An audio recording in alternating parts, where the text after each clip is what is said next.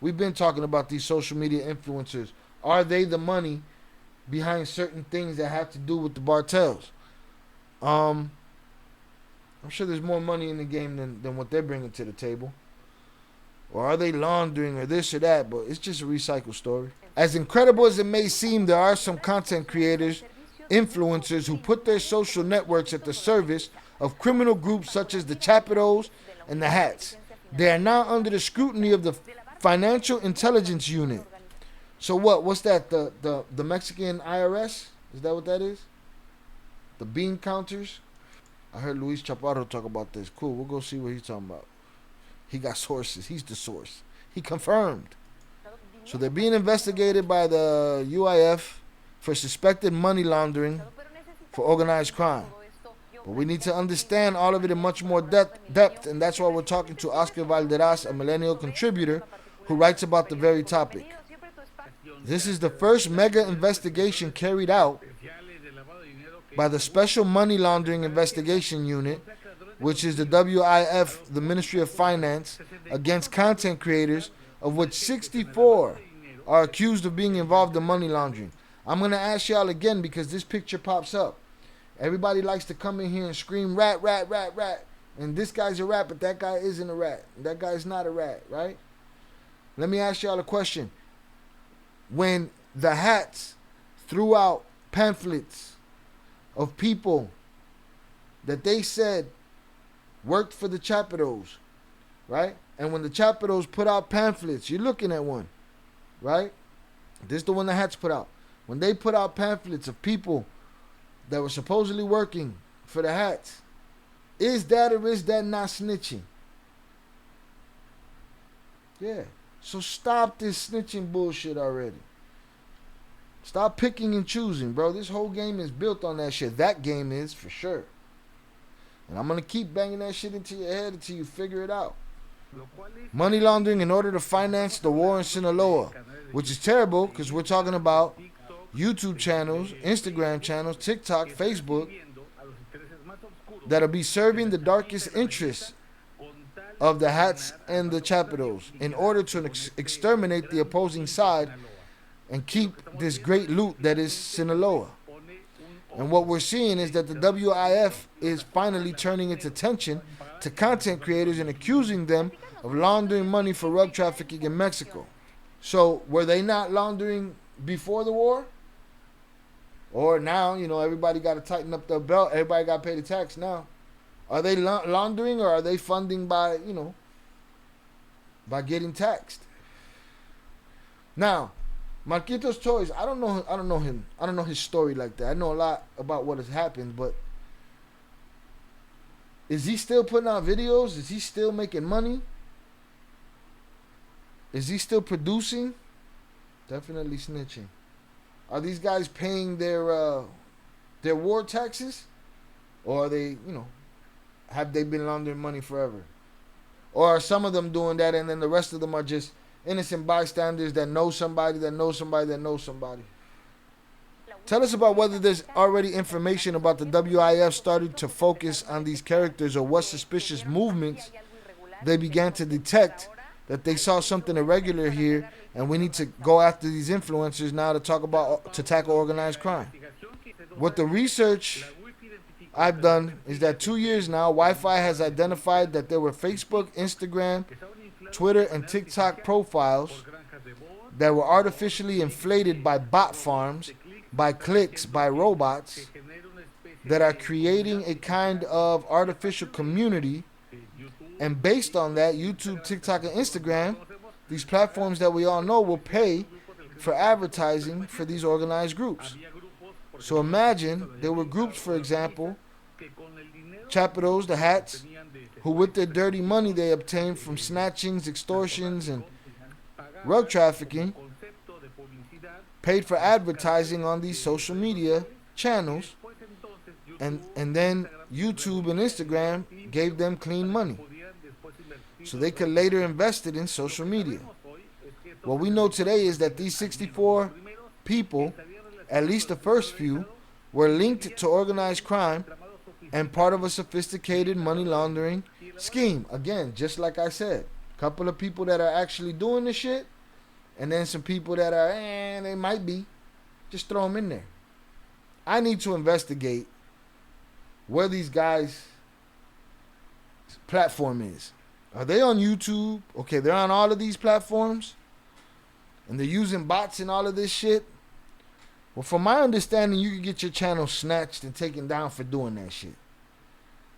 So if their channels are still up, then I don't understand what the problem is. You knock down the channel, boom, you stop paying them. Done deal. You do your job, no? Hit the like button if you have yet to do so. Platforms like El Tubo spend all day scrutinizing me and my content, right? Meanwhile, instead of scrutinizing me all day, go knock down these channels that you say are laundering money. If they're already breaking terms of service by using bots and using these services to boost views, likes, and all this shit, if they're doing that, then you have the authority to shut the channel down. Terms of service, TOS. Done deal. Investigation over. I just solved it for you. Am I wrong? If I were to use bots for whatever, they pop my ass. Knock me the fuck down. All the work I've done over the last 2 years, out the window. So he mentioned all the major platforms. Knock them down. They're using bots. You know they're using bots. You know when they're using bots. Yeah, they're on IG too. Boom. If you know they're using bots, dump them. Because here's what happens. This is what's supposed to happen. They use these bots. They're supposed to be detected. They're supposed to get knocked down. Problem with YouTube is they want to do everything lazily. That's just one platform I'm talking about. And they'll knock down everybody's shit with them. Whoever don't have nothing to do with the situation. But boom, you find out they're using bots, you knock them down. Otherwise, you're letting them stay in the algorithm. The bots are building up their views, which builds up their impression, which gives YouTube the green light or the platform the green light to push their content. Now they're pushing this content, and that's all you see in your feed. And it's because some bots did that shit, you know? They had a pocket recording on social media. It's their biggest thing. Recruiting on social media is their biggest thing. They sell these kids that little lie, and they sell them the loyalty, and they sell them to be part of something. But they don't tell them how they're going to end up on their knees in a video that we cover saying some shit that they didn't want to say. Yeah, young people, disposable and agile and got a lot of energy. The first few were linked to organized crime, part of a sophisticated money laundering scheme. And money laundering is nothing more than losing the dirty money you have related to crimes. So what we're seeing is how social media is involved in organized crime and is also a key part of financing arms, ammunition, and corruption in states like Sinaloa, where tragic wars taking place. Now the UIF only talks about research. So far there have not been any sanctions. For example, frozen accounts. He said, I don't know. So far 64 narco influencers are under the UIF's scrutiny and could likely be called to an investigation into money laundering, corruption, or other malicious mischief. So basically, we're just sending out a warning to these jerk-offs. You know what I mean? Because if they are, in fact, funding the oppression of the people of Sinaloa, then, you know, it is what it is. But I find it interesting that for the first time, the Mexican government is putting a magnifying glass on narco influencers and how social media may or may not be influencing the war in Sinaloa. In the worlds I cover, cartel, crime, corruption, there's always one thing for sure. Someone's always watching. Whether it's a wiretap, a rat, or your internet service provider, you're never really protected unless you protect yourself. That's why I use NordVPN. It locks down my connection, hides my IP, and lets me browse safely, even while researching the darkest corners of the internet. Whether I'm streaming, editing, or reacting to body cam footage, NordVPN makes sure that I'm not giving up my location or my data. You can connect to over 6,000 servers in 60 countries. Want to watch something blocked in your region? Boom, one click. or you just need protection on sketchy Wi-Fi, automatic. If you're watching Shy Ill Reacts, you already know how dangerous exposure can be. So lock down your digital life. Grab NordVPN at nordvpn.com/ILL. Use my link and get huge discounts. Don't be the one getting caught slipping. Protect yourself with NordVPN.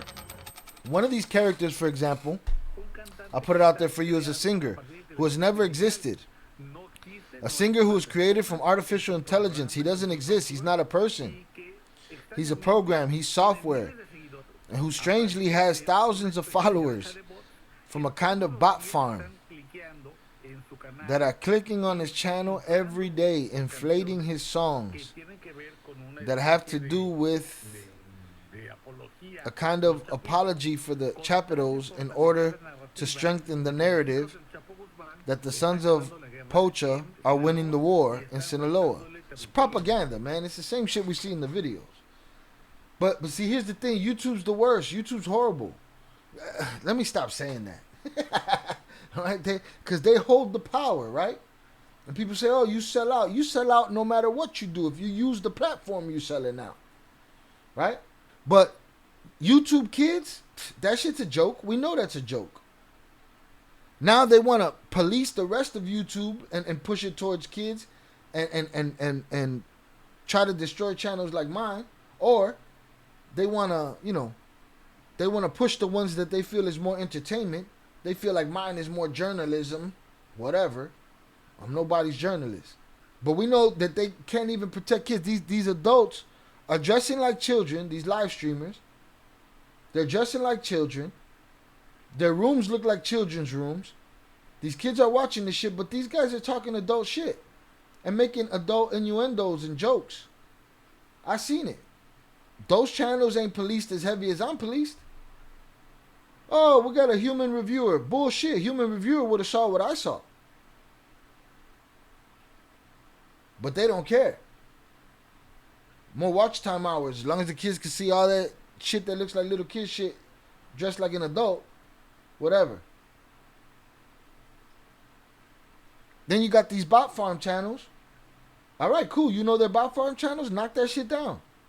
Terms of service violation. Y'all on top of my ass.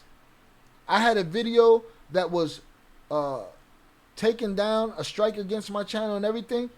It was a man that was being given CPR in the street from a distance in a blurry video. And El Tubo said that it was a violent act. And they shot my shit down. You're scrutinizing me to that extent, but these bot farm money laundering channels are good? Come on, man. Instagram lets bot happen much more than YouTube. It's that meta shit, because it's the same thing on Facebook, no? Facebook don't give a shit. Facebook don't care if your kids run into nudity or, pornography. None of that shit. But these guys be scrutinizing my channel, just using my channel as an example. But if you know these guys are using bots, term of service violation. If they have no platform, they have no laundering. No? This ain't just some hustlers that's trying to push their shit. This is people that are oppressing their own people. These are dictators. I've seen these influencers on IG, but I'm sure they have a YouTube. I'm sure they do too. I'm sure they're multi-streaming like I am. A fake singer and fake songs. No. This is the world you live in now. Yeah. Timberland has jumped into that fray where he created a fake artist. Miss me with that AI shit. AI is very useful for a lot of things. But it's even more useful to strip you of your humanity. They need to shut him down and Camilo down. Camilo down too. Get him the fuck out of here. Put him in the bathroom. You want to put Camilo in the fucking bathroom? Put him in the fucking bedroom. They out of pocket. YouTube Kids is MK Ultra adult content. It's bullshit. They pick and choose who they mess with. Absolutely. I believe that. To strengthen the narratives that the son of Pocha are winning the war in Sinaloa and are taking territory away from the hats. This is very important because we are witnessing a war we weren't even aware of influencers who are content creators who are capable of directing the narrative one way or the other, and who should be targeted by financial intelligence because they are the ones who launder money, who turn money from extortion, snatchings, and unalivings into money laundering, into apparently legal capital. And who are financing? Who's financing the toughest war in Sinaloa? Oscar, platforms are already participating in the investigation. Instagram, TikTok, YouTube.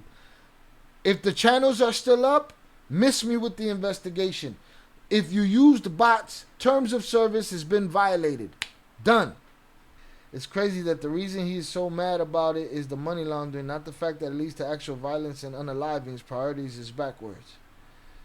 Yeah, that's the hook. The hook is the money laundering. And they're doing investigations, right? But miss me with the investigations if the channels are still up. If the channels are still up, they've already violated terms of service and you didn't take them down, shut your face. So far, they have been required to start sharing accounts.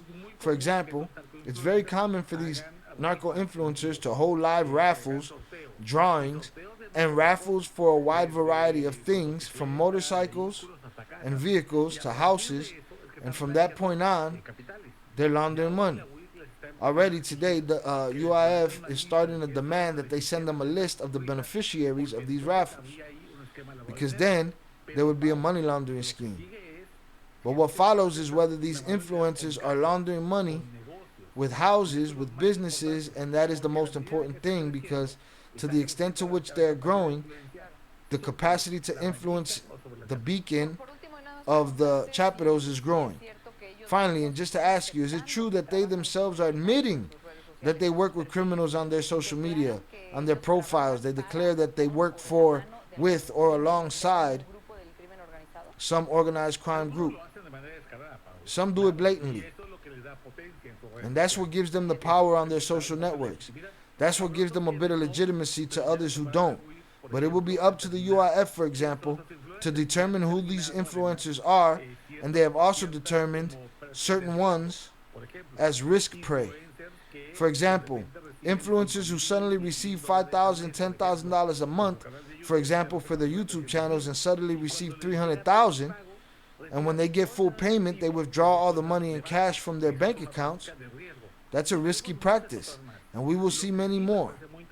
What I do find interesting is that for the first time, you said this already, we're considering content creators as key players, not only in the narrative of the crime, but also as financiers of the war in Sinaloa and what could continue to happen. Platforms like El Tubo, Instagram, and TikTok participating in the violence in Mexico. Terms of service violation. Done deal. You end this whole thing. Am I right or am I wrong? You end the terms of service violation, this is no longer a problem. They could have done this years ago. Or, these guys have organic followings. They started with 0 subscribers. They put up a video and they blew up. Did that happen? Or is it bot farms? If it's bot farms, immediate terms of service violation, you can knock them down. You could have knocked them down years ago and you might have saved a bunch of lives. Somebody tell me if I'm wrong about this. Somebody that knows internet or knows the law or knows, somebody tell me I'm wrong. But to me, that would have been the fix right there. I think these guys are a combination of both. Of course. Have to be. It's not just bots. The bots grow your audience. But the moment the bot was introduced to your system, platform has every right to knock your ass down. It's like you have a following, but then added bot farming. Absolutely, the bot farming will get me more following. But if I put one bot in there, and it's found out, which I'm sure it should be able to be found out, put one bot in there. That's a terms of service violation. It should be over it. Done. Lots of channels are coming up on lots. Are coming up on bots. It won't last long. It can't. It can't. To me, it's a risk to your channel. You get your shit taken, knocked down. That's okay for a lazy channel that don't put in the work, the thought, the consideration, none of that shit. Hit the like button if you have yet to do so. It made sense because the guy pointing it out was saying, look at the look at the amounts and the low amounts of comments. That's what I'm saying. Things don't add up. You're getting mad views. You're getting no comments. You're getting no likes. Right? That right there should tell you, boom. That's not going according to how this platform runs. Knock that shit down. I don't understand the hold up. You know what I'm saying? I don't understand all the investigation. You could have ended this shit years ago. Knock that shit down. Done deal. Every now and then somebody comes and tries to persuade me to bot it up. You know what I mean? Get the bots popping around here. But that shit ain't happening. I take the long way around on a regular basis.